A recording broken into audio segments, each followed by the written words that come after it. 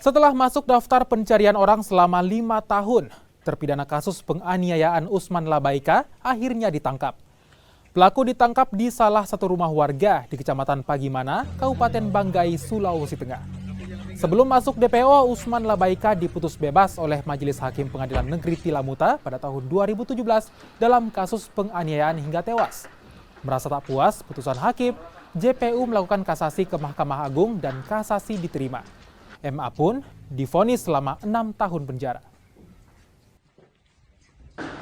Panggil secara patut, namun tidak hadir, dan oleh tim dari Kejaksaan Negeri Bualemo pada tahun-tahun sebelumnya juga dimanjurkan pencarian, namun tidak berhasil. Alhamdulillah atas kerjasama tim tabur intelijen Kejaksaan Tinggi Gorontalo bersama tim Intel Kejaksaan Negeri Bualemo dibantu oleh tim intelijen Kejaksaan Negeri Luwuk, sehingga kemarin berhasil ditangkap dan dibawa pada hari ini dibawa ke Kejaksaan Tinggi Gorontalo.